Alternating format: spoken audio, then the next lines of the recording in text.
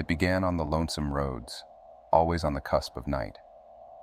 For 2 solid years, from the moment I turned 21, I had immersed myself in the life of an over-the-road trucker.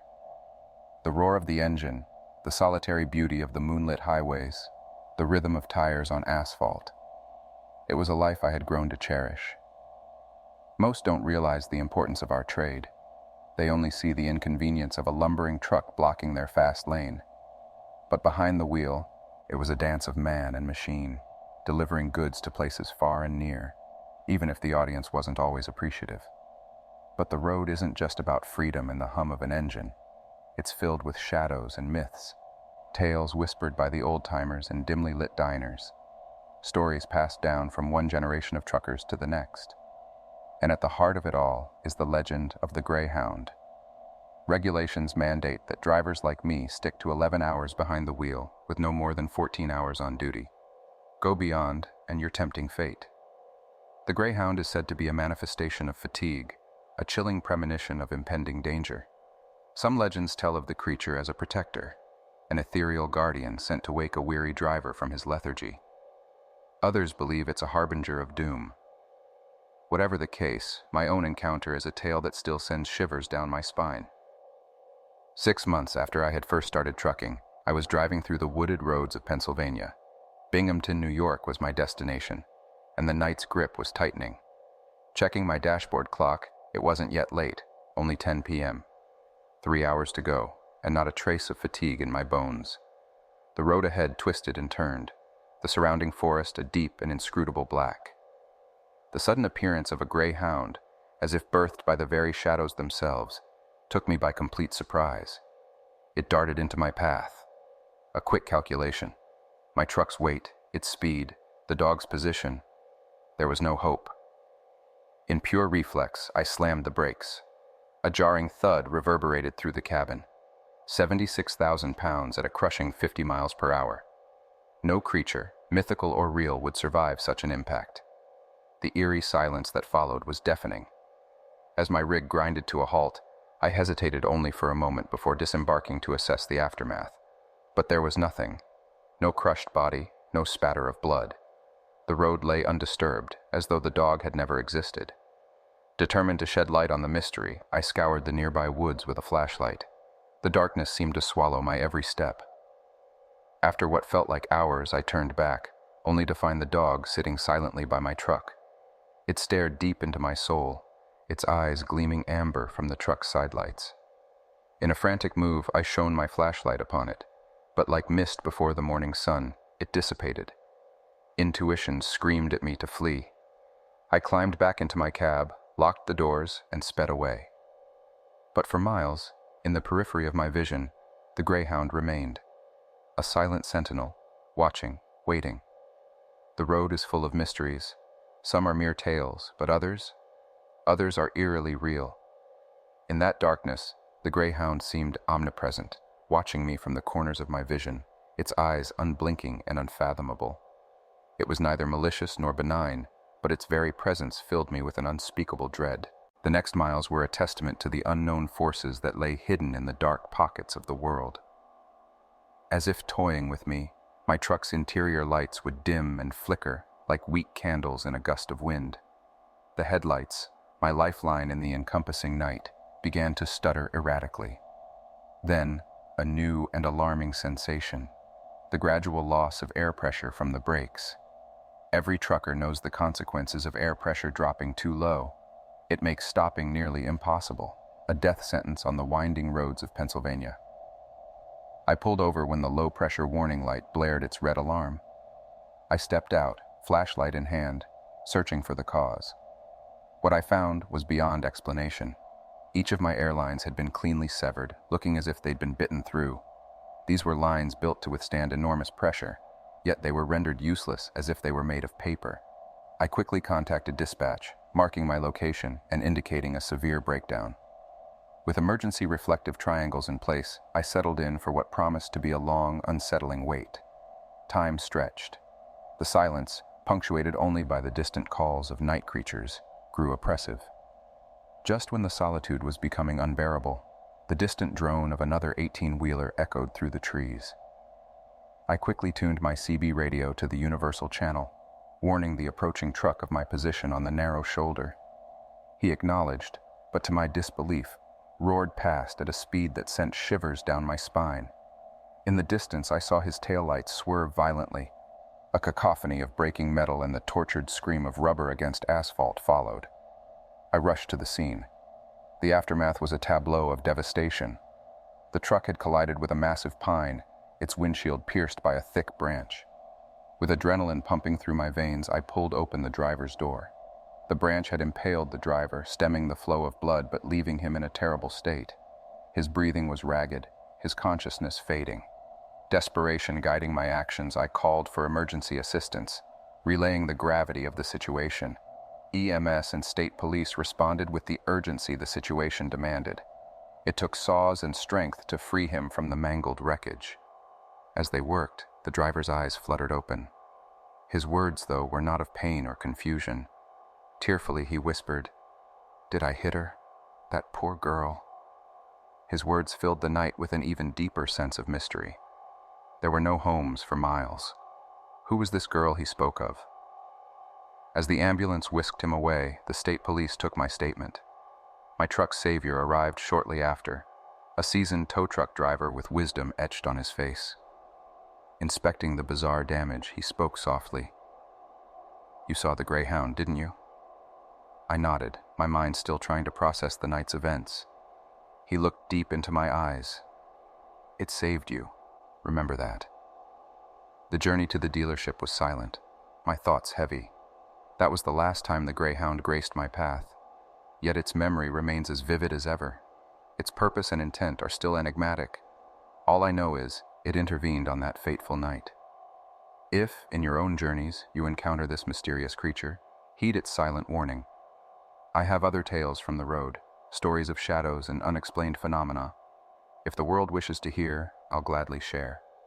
But for now, the greyhound stands as the sentinel of my memories, an enigma wrapped in the dark cloak of night.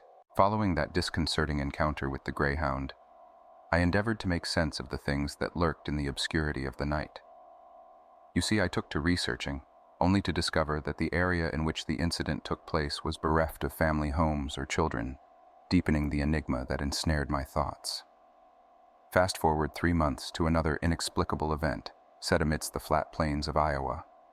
It was late, close to 10 p.m., and I was weaving my truck through the scarcely traveled routes. I was meticulously evading interstates and major U.S. routes, largely because the trailer I towed lacked sliding tandems. Consequently, I risked being overweight, a misstep that could lead to exorbitant fines and tarnish my professional record, especially if I was compelled to stop at a way station.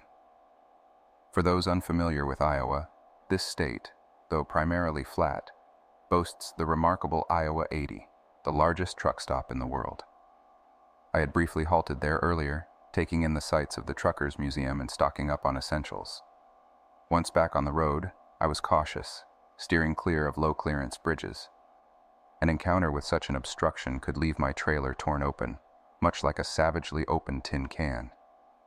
Navigating through a particularly desolate stretch, roughly 30 miles from civilization, the CB radio emitted bursts of distorted static, usually an indication of someone speaking from afar. Attempting to establish contact proved fruitless. As I drove on, an old-looking underpass lay ahead, absent any clearance height indicators.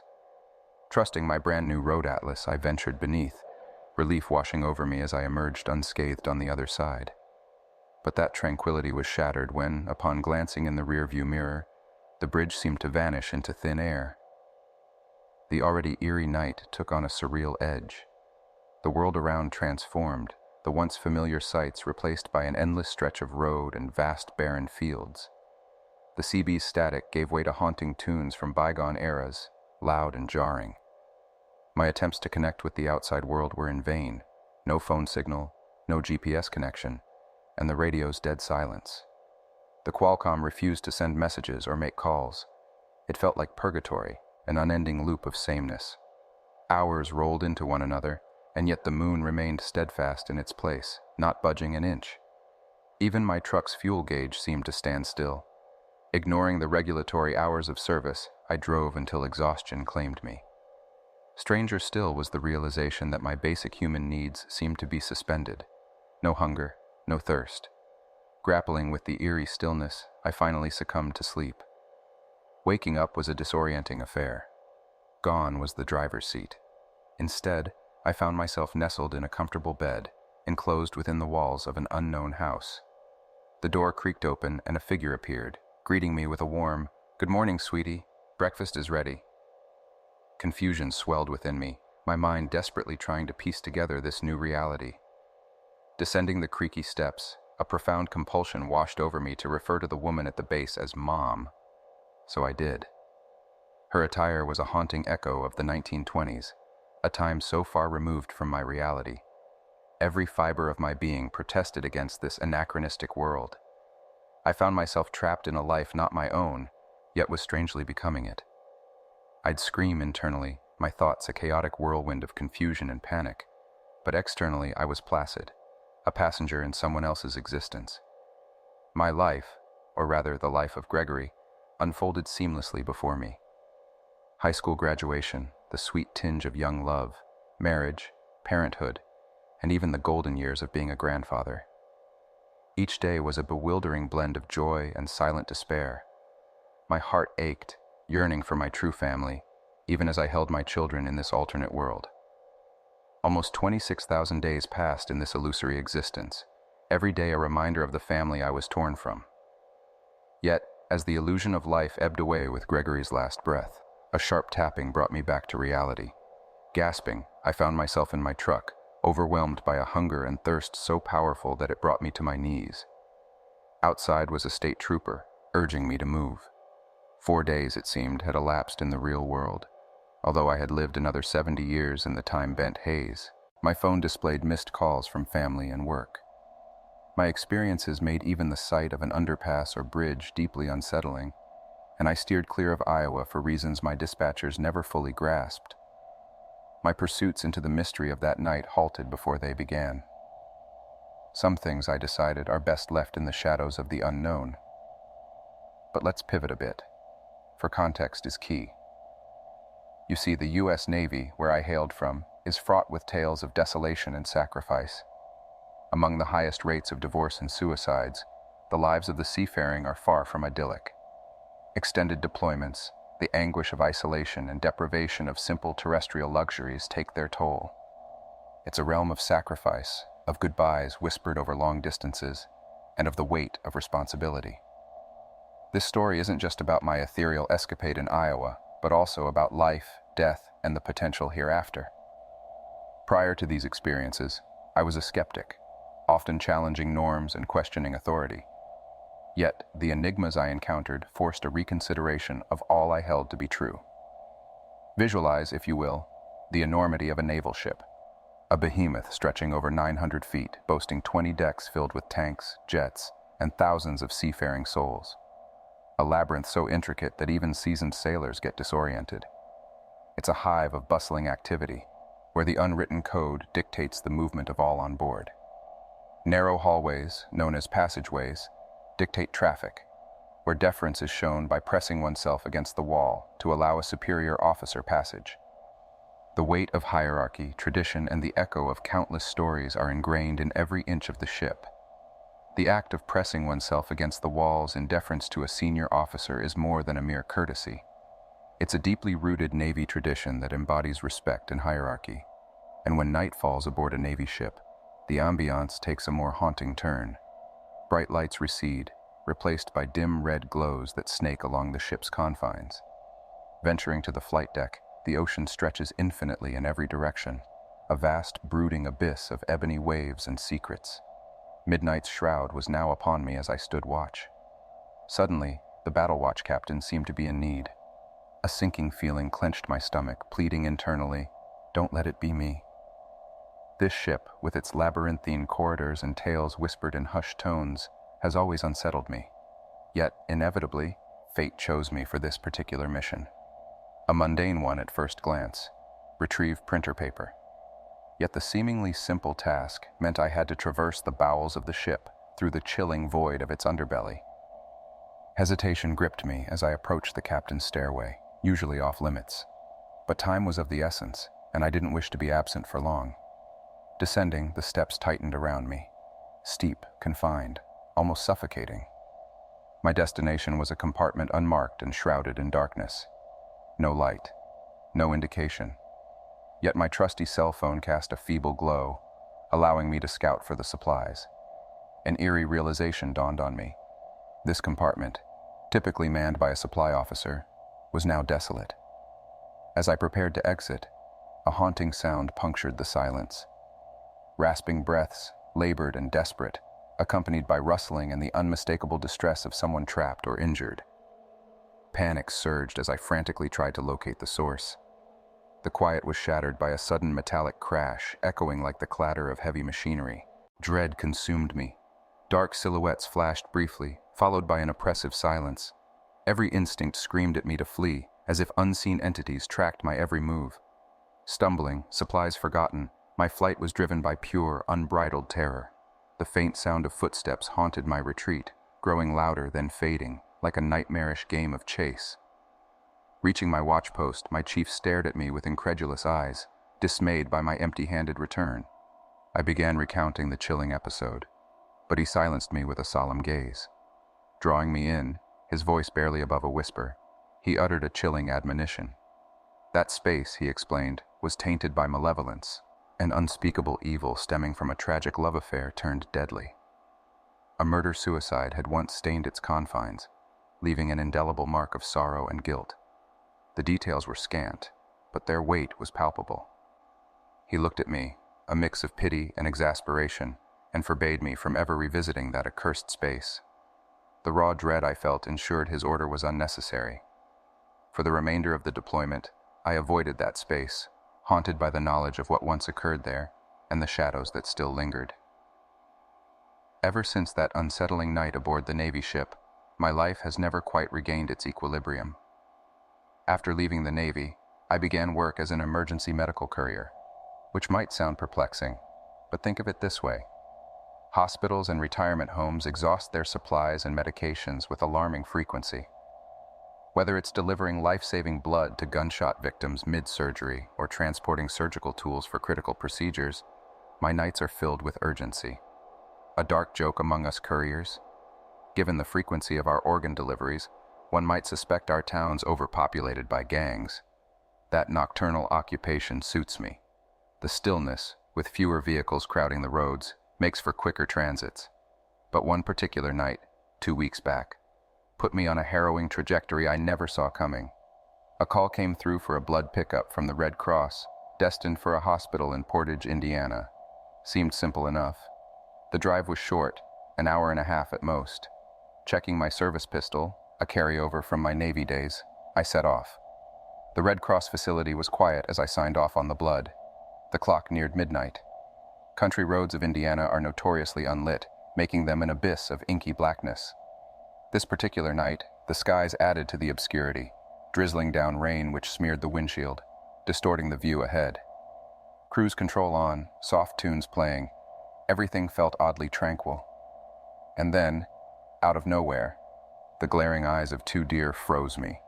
My car skidded across the wet tarmac, colliding brutally with the animals. The next few minutes were a blur of distress calls, reports, and cursing my damaged livelihood. Stranded in the frosty countryside, I waited for assistance, checking on the blood which held someone's fate. In the frosty 20-degree weather, my destroyed car's heater felt almost sarcastic in its uselessness. Repairs, though arduous, became my primary mission. Days blended into nights, all spent reviving my vehicle in the relentless cold. With grit and persistence, I managed to coax life back into it. Back on the job, I could once again support my young son, the drive behind all my efforts. One exhausting weekend, after 14 hours on the road, I collapsed into bed, craving sleep's embrace. The house was bustling as my wife, with our lease ending, tackled last-minute tasks. Just as sleep took me, I was jolted awake by a massive weight on my chest. My heart raced as I tried to discern the intruder through groggy eyes. The source of the commotion? My husky Wilmer. But his frantic barking and the choking black smoke clouding my vision signaled a more sinister realization. In the heart of that suffocating blackness, my phone's flashlight felt pitiful, its beam disappearing like a drop of ink in an ocean. Clad in only a t-shirt and shorts, my protective instinct compelled me to shepherd Wilmer towards safety. Every breath was a desperate gasp, each one drawing in the acrid smoke which seemed to emanate from a place deeper and darker than any house fire. Stumbling outside, my first instinct was to call for help, the numbers 911 almost automatically dialing themselves. I fell to my knees, coughing violently, feeling my lungs revolt against the recent onslaught. But amid the chaos, a sudden memory surged. Our little 5-pound terrier was still trapped inside. Against the operator's frantic pleas, the pull to save another family member was irresistible. Opening the old, rusted door of my Dodge Dakota, Wilmer, sensing danger, leapt into the driver's seat as though prepared to helm a rescue mission himself. But the weight of responsibility was mine. Armed only with my meager phone light, I plunged back into the furnace. The roar of flames seemed to mock my efforts, emanating from the bowels of the house below. Every call for our terrier, Hunter, seemed to be swallowed by the cacophony. And then, a soft brush against my leg. Salvation. Clutching him tight, we dashed out just as the inferno hungrily consumed the spaces we'd been moments ago. As the scene unfolded in its dreadful tableau, my wife and children returned, their faces twisting in horror at the sight of our home ablaze. Slumping to the ground, everything became a blur. Firemen, their silhouette monstrous against the fire's glow, bustling to and fro, their hoses unleashing torrents upon the conflagration. But I wasn't merely a spectator. My body revolted, my consciousness ebbing. Briefly, I was aware of strong hands lifting me, of the frantic rhythms of CPR, of the stifling mask pressed to my face, forcing life back into my lungs. Later, as I groggily awoke in the ambulance, questions flew at me, their words like darts piercing through the haze. Despite their urgency, my thoughts lay with my family, homeless, cold, and hungry. I learned that our dryer, mysteriously, had become the heart of this disaster, even though the circumstances made little sense. The plug was unscathed, the lint tray empty. The ensuing investigation would reveal no recalls on our dryer's model, deepening the mystery further. Days passed in a haze of soot and smoke as I sorted through the wreckage. Blessedly, our renter's insurance provided a buffer against total despair, ensuring a roof over our heads. The fire investigator's revelation hit me like a ton of bricks. Had Wilmer not raised the alarm when he did, I'd have perished in the smoke. Two things became my pillars of gratitude: our renter's insurance and my brave husky. Bestowing Wilmer with treats felt like a paltry reward for saving my life. Sleep remained elusive, a cruel irony when all this started from a mere desire to rest before work. Every night since the fire, sleep is no longer a sanctuary, but a haunted playground of my fears. Every creak, every shift of shadow sends my heart pounding, but I was no stranger to fear, or the strength needed to face it head-on. As a veteran of the United States Navy, I'd encountered everything from the desolation of desert landscapes to the suffocating thickness of the forest. I was trained for combat, for survival, for anticipating the unexpected. All this honed my instincts, preparing me for the fight, but none of it prepared me for the battle within my own mind. 2 years since I'd hung up my Navy uniform, I found myself drawn to the medical field. It wasn't a predictable transition, but then again, life rarely follows a linear path. My hometown, with its spiking gang activities, had more than enough emergencies to keep me occupied. One particular night, my routine took an eerie turn. I was asked to pick up some medication from a facility nestled in the Indiana backwoods, a 3-hour drive away. Accompanied by my concealed service pistol, I embarked on the solitary journey, the quiet night seeming to stretch on indefinitely. The facility was an isolated structure, hunched within the gloom of the surrounding forest, barely visible under the feeble flicker of a lone light. Completing my task within the eerily quiet building, I ventured back outside, my ears prickling at the rustling and crackling of branches. Rationalizing it as probably just a deer, I strode towards my car, when the darkness seemed to coalesce into a 7-foot-tall beast. Weighing approximately 500 pounds, it was a creature that seemed to be ripped straight out of a nightmare. A sense of primal fear surged through me, and I fired 3 rounds from my Glock 9mm pistol, each bullet finding its target, yet causing no harm. Panic coursing through my veins, I sprinted towards my car, fumbling with my keys as the beast bore down on me. With no other choice, I dove under my vehicle, praying that I could remain invisible to this monstrous predator. My heart pounded like a war drum as the creature prowled around the car, its claws scraping against the metal in a futile attempt to reach me. Ignoring the very concept of self-preservation, I screamed at it, my futile attempt to scare it off proving unsuccessful.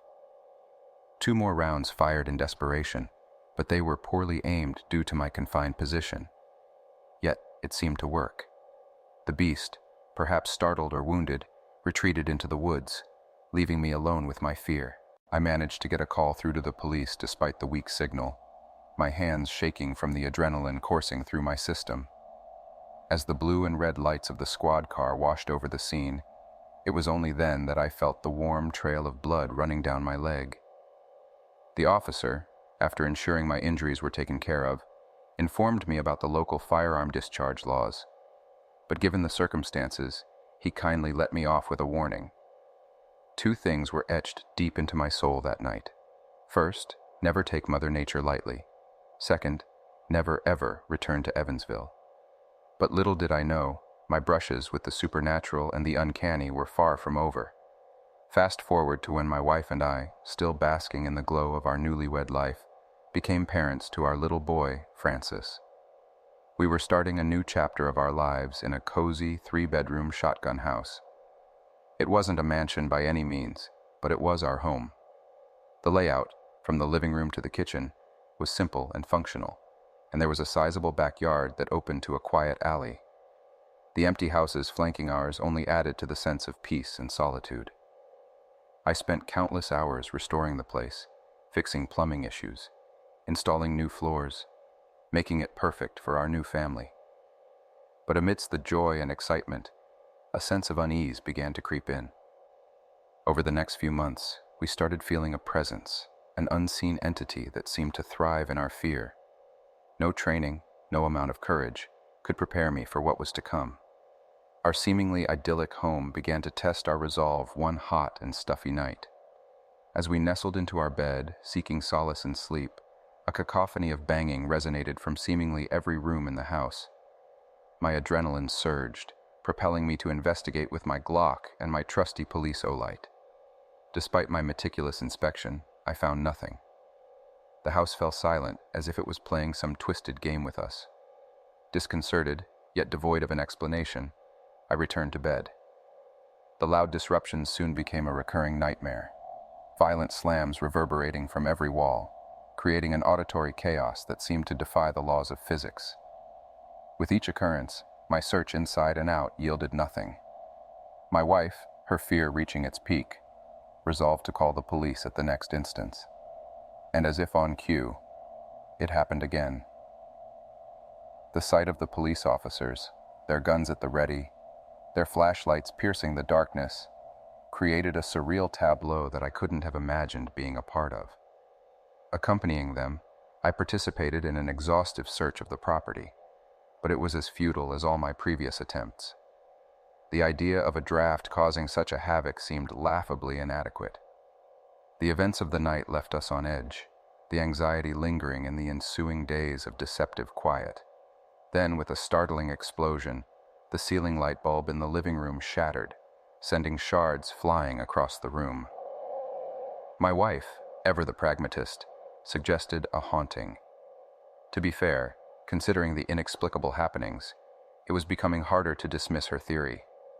Our nerves frayed, we attempted to return to some semblance of normality. After a long night at work, I returned home to the comforting lull of the rain. It was around 3 a.m., the witching hour. Cradling my son, changing his diaper, and preparing his feed was a routine act of love that helped ground me amidst the escalating strangeness.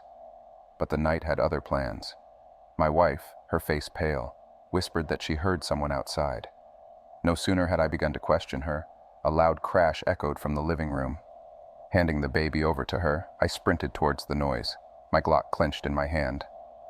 What I encountered froze me in my tracks. The living room was a scene of chaotic intrusion. Shattered glass littered the floor, and an unidentified object lay ominously in the center. And at the broken window was a man, drenched and shadowed, his gaze locking with mine. In that moment, I wasn't a tough, fearless hero. I was a father and a husband, pushed into a corner, ready to protect his family. The stranger, barely reacting to my threat, mumbled incoherently. He was intoxicated, but that didn't lessen the danger he posed. As my wife relayed the situation to the police dispatcher, the tension was unbearable. Each second that ticked by was a test of my resolve, my adrenaline heightening my senses to almost superhuman levels. Finally, the police arrived. They apprehended the intruder, who turned out to be a wanted man, no stranger to lawlessness.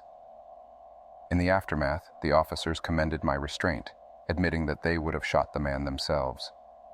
The event served as a stark reminder of my military training and the power it held over life and death. The rest of the night was a blur of relief and exhaustion. As I shared these stories with my son, I couldn't help but laugh at the absurdity of it all. The experiences we had in that house ranged from bizarre to terrifying, and yet they were part of our story, our life. And who's to say what is just a story, or what goes bump in the night? After all, life is a collection of short stories, sometimes scary, sometimes exhilarating, but all ultimately leading us to where we need to be.